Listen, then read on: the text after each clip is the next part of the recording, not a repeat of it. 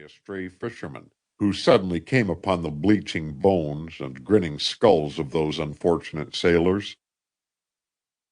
The island was a menace to coasters and bore an uncanny reputation. It was said to be haunted. During a night storm, a tall man had been seen, by a flash of lightning, standing on a cliff. Strange sounds, like the cries of dying men, had been heard. When the waves were high, a noise like that made by a bellowing bull was noticed. The ocean and its storms play queer pranks at times, especially at night. White bursts of foam leaping over black rocks assume ghostly shape. Dark and grotesque figures appear crawling into or out of fissures, or hiding behind rocks. Hideous and devilish, snarling and snapping sounds issue from caverns. In darkness, an uninhabited coast becomes peopled with demons who sport and scream and leap in hellish glee. Such a spot was Pocket Island. Nature also played another prank here, and as if to furnish a lair for some sea monster, she hollowed a cavern in the island, with an entrance below tidewater and at the head of this harbor. Inside and above tide level it broadened into a small room. As if to still further isolate the island, all about it were countless rocks and ledges bare only at low tide, and, like a serried cordon of black fangs, ready to bite and destroy any vessel that approached. It is probable that the Indians who formerly inhabited the Maine coast had explored this island and discovered the cave. An Indian is always looking for such things. It is his nature.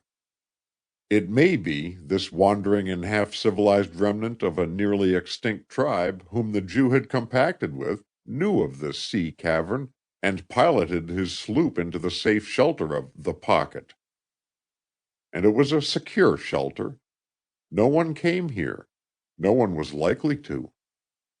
Its uncanny reputation, added to the almost impassable barricade of rocks and ledges all about, made it what Captain Wolfe needed, a veritable burrow for a sea fox.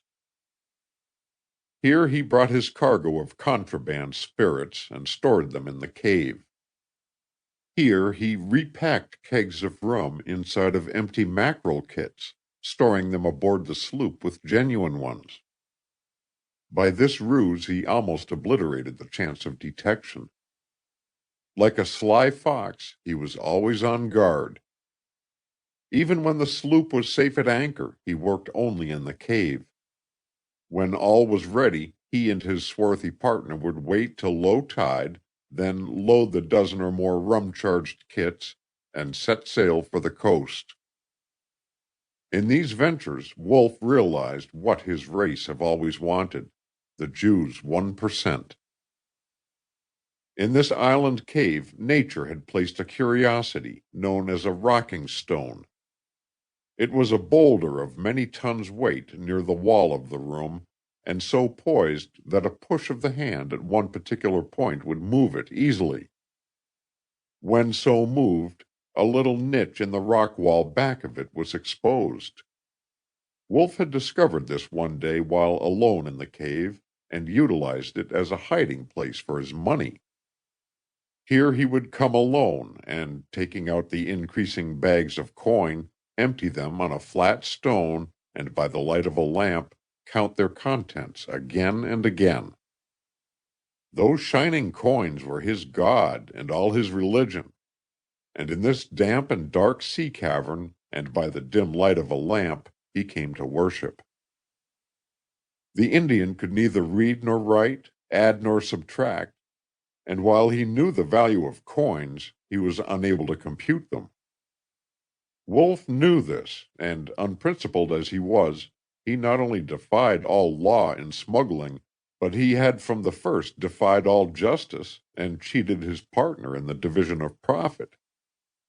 As the Indian was never present when either buying or selling took place, and had no knowledge of arithmetic, this was an easy matter. Wolfe gave him a little money, of course,